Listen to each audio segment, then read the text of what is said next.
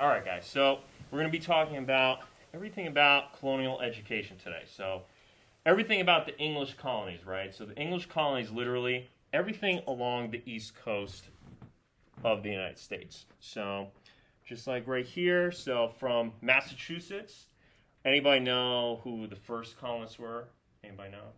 Any, English? from the Mayflower? Right, the English.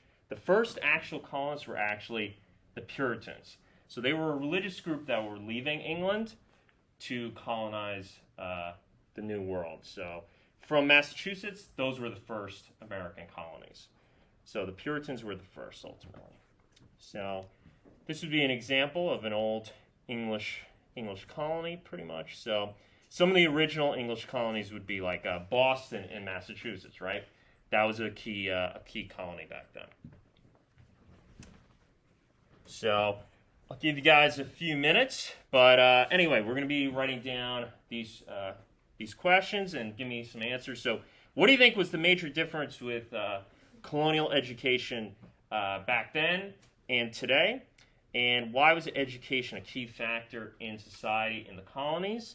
And in the colonies, what do you think was more important than education? So, to the colonists, what was more important than education? So, I'll give you guys till 8:45, and then we'll talk about it. So we got a few minutes. So just read them.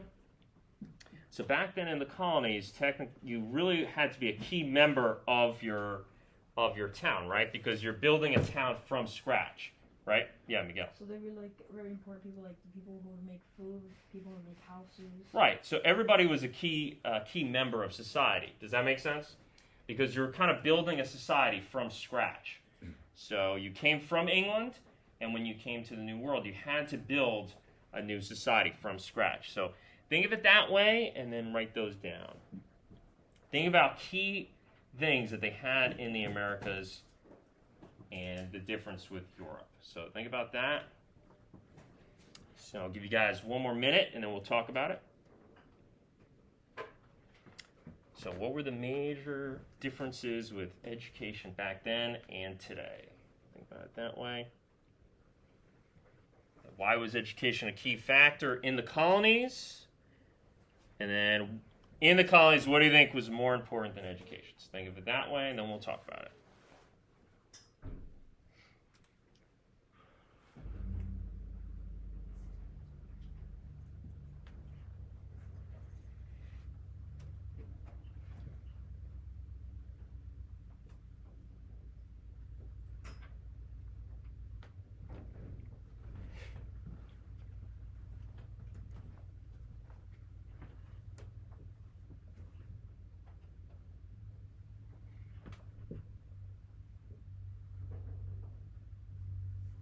All right, so let's talk about these questions. So what do you think was the major difference with education back then and today? So what do you think would be, just in general, what do you think would be the major differences? Anybody want to say? Miguel? They wouldn't be learning like the same things that we're learning today. Right, perfect. Yeah, so a lot of different things that they would learn back then. What would be a good example of what they would learn? Or like maybe the math, history. History, yeah, history was very popular. Abraham? We would learn more about like English history rather than like. Yeah, good, because they were an English colony, right? Perfect. Also, what was another very important subject in school that's not really taught in schools today? Handwriting. Handwriting, yeah. Anybody else? All right, great job, guys. Really good. Another thing I would just write down and make sure you know, they would have different religion classes back then. Religion was very important. Studying the Bible was very important. All right, number 2.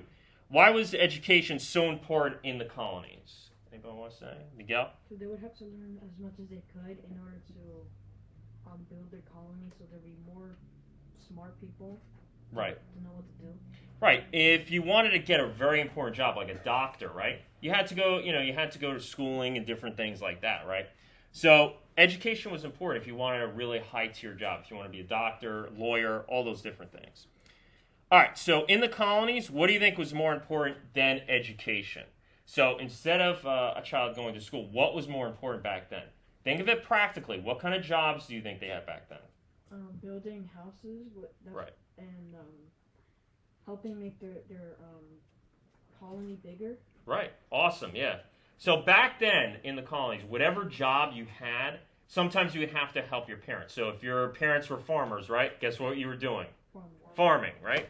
That's usually what people would do. So instead of usually going to schooling back then, they had to help on the farm. All right, good job. Let's move on.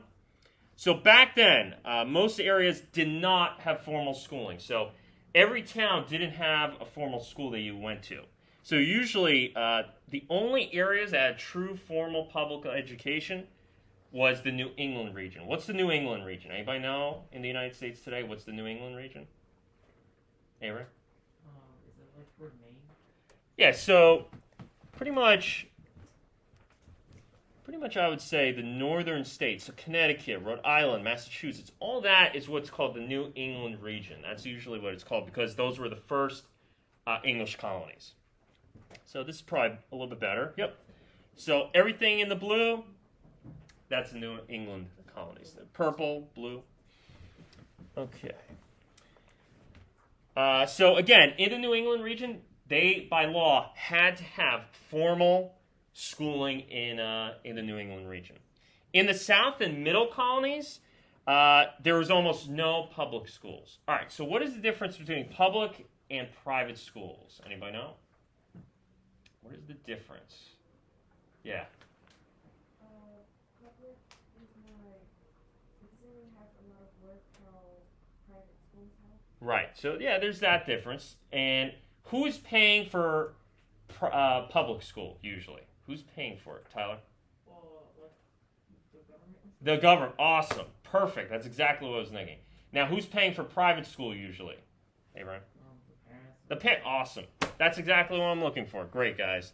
Now, that's exactly how it was back then. Usually public schools were not available back then. Usually churches, they were running private education. So this would be a typical schooling back then. So usually they were not co-ed. What does co-ed mean? Anybody know? So co-ed literally means education with both women and boys. Usually that did not happen back then. So usually it was indirect education. So in some areas, a town would hire a private teacher to teach all the children in somebody's house. That's usually how it would work. Richer families, they would have a formal tutor to teach one-on-one with a student, and usually that would be in their home. So that's pretty much how it would be, usually. So if it was a small town, they would hire one teacher to teach everybody in a home, if there was no formal school. In other parts, so older children, they were sent to get an education in a big town. So big town in Massachusetts is Boston, so they usually would go to Boston. Or even they would go to, like, let's say, in England, they would study at a prestigious college.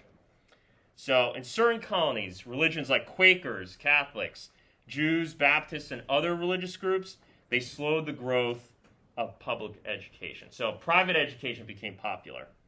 So whatever religion you were, you stayed within that school usually. So this would be a typical religious education back then.